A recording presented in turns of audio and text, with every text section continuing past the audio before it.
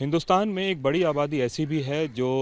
Snake bite से परेशान है और उससे कई सारी मौतें भी हो रही है। लेकिन इसको लेकर हेल्थ मिनिस्ट्री ने किस तरह के प्रोग्राम आइडेंटिफाई किए हैं, इसके लिए बात करने के लिए हमारे साथ डॉक्टर मोनिका मौजूद है। मैम, एक बात बताएं कि सबसे पहले तो ये स्नेक बाइट होता क्या है और इसके लिए क्या प्रोग्राम आप लोगों ने आइडेंटिफाई किए? एक्चुअली 2022 में ministry of health and family welfare ने national programme for snake bite envenoming start किया था। और उसके बाद से अभी रिसेंटली ही हमारा एक एक्शन प्लान भी आया, national action plan for state envenoming. तो उसके बाद से सभी स्टेट्स को डायरेक्शंस दिया गया कि वो अपने अपने स्टेट का एक्शन प्लान तैयार करें और स्नेक बाइट में जो भी काम हो रहा है उसको इवेलुएट अभी हम किया जा रहा है, जो कि एनसीडीसी के थ्रू हमें उसका थर्ड पार्टी इवेलुएशन मिला है NIHFW को। तो उसमें बेसिकली हम हर स्टेट में देख रहे हैं कि किस तरीके से काम चल रहा है, लोगों को कितनी अवेयरनेस है इसके बारे में, IEC मटेरियल कितना जनरेट हुआ है, प्लस उसके साथ साथ जो जितने भी स्टेक होल्डर्स हैं उनके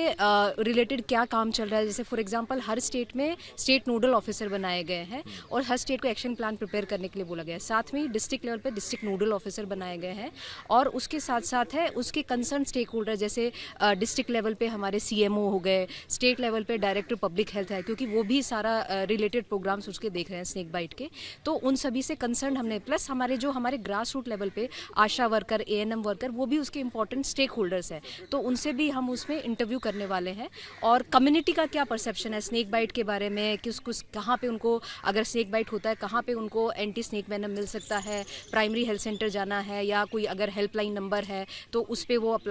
कॉल करके अपने उससे रिलेटेड कुछ हेल्प ले सकते हैं। आप कितने लोगों की टीम आप लोगों ने ऐसे बनाई है और ट्रेनिंग मॉड्यूल कितने दिनों का रखा है, ऐसा कुछ अभी डिसाइड किया है आप लोगों ने? एक्चुअली अभी हमारे पास लास्ट ईयर एंड में ही NCDC से ये प्रपोजल आया है, तो उसमें वन हेल्थ के अंडर हमारे पास 4 प्रोजेक्ट आए हैं जो इवेलुएट करने हैं, जिसमें एक लेप्टोस्पायरोसिस है, उसमें एक रेबीज़ का है, एक स्नेक बाइट है और साथ ही हमारे पास उसमें एक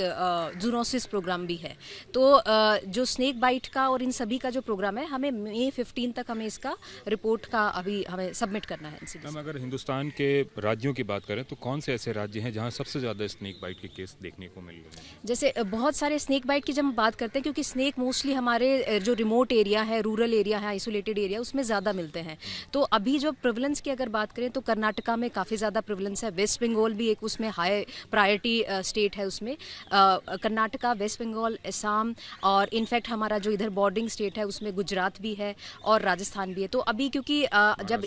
महाराष्ट्र भी है, क्योंकि इवेल्युएशन के लिए हम सारे स्टेट्स पे हम जाके विजिट नहीं कर सकते, तो हमने हाई प्रायोरिटी जो है जहाँ पे प्रिवलेंस ज़्यादा है उन्हीं को लिया है और डिस्ट्रिक्ट लेवल पे भी जिस जिस डिस्ट्रिक्ट में प्रिवलेंस ज़्यादा है उन्हीं को हमने सेलेक्ट किया। अगर हम डिस्ट्रिक्ट की बात करें तो गुजरात में किस तरह के डिस्ट्रिक्ट्स हैं, कुछ रफ आइडिया दे देंगे आप? गुजरात में जो अभी हमारा है वलसाड डिस्ट्रिक्ट है, जहाँ पे प्रिवलेंस बहुत ज़्यादा है, तो वहाँ पे हम कर रहे हैं साइमल्टेनियसली। जैसे राजस्थान है, राजस्थान में बाड़मेर डिस्ट्रिक्ट है और वहाँ पर बहुत सारे फोक भी हैं, फोक हीलर्स भी हैं जो इसके ऊपर स्नेक के ऊपर स्पेसिफिक, क्योंकि बहुत सारी हमारी गाथाएं भी जुड़ी हुई हैं स्नेक बाइट से, तो उनको भी हम इंटरव्यू करने वाले हैं। इसी तरीके से आसाम में है शिवसागर हमारा डिस्ट्रिक्ट है, कर्नाटका में हसन डिस्ट्रिक्ट है जहाँ पे प्रिवलेंस बहुत ज़्यादा है। वेस्ट बंगाल और महाराष्ट्र की बात करें तो? वेस्ट बंगाल में भी बहुत सारे डिस्ट्रिक्ट है, लेकिन अभी फिलहाल के लिए हमने वेस्ट बंगाल कंसीडर नहीं किया, क्योंकि चारों प्रोजेक्ट है उसमें हमने थोड़ा कोशिश की है कि ऑप्टिमाइजेशन ऑफ रिसोर्सेज के लिए हम वो स्टेट ज़्यादा सेलेक्ट करें जिसमें हम चारों प्रोग्राम की जिसमें हाई प्रिवलेंस हो, तो उसको हम। मैम, अगर डेथ की बात करें तो क्या कोई डेटा है कि कितनी डेथ्स हो रही हैं स्नेक बाइट से देश में, अगर हम बात करें तो? स्नेक बाइट से काफ़ी हैं डेथ्स, तो वो लैक्स में है हमारा डेटा,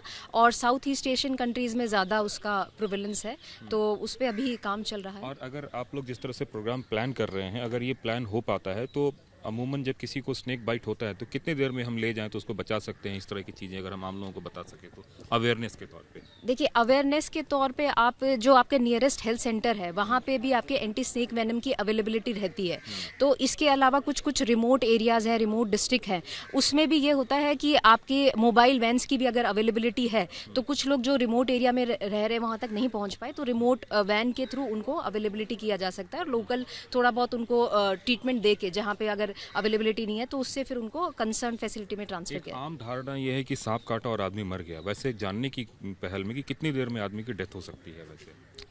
डेथ तो वो डिपेंड करता है उसकी सीवियरिटी, क्योंकि अलग अलग स्पीशीज़ का अलग अलग वेनम का इफेक्ट होता है, तो वो वेरी करता है,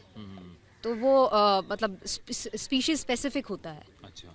और इन जनरल हमारे यहाँ जो है किस तरह के सांप है, कितने वो विषाक्त सांप होते हैं जनरल? जैसे वाइपर भी होते हैं, क्रैट भी होते हैं, तो वो मेजरली इधर हमारे जो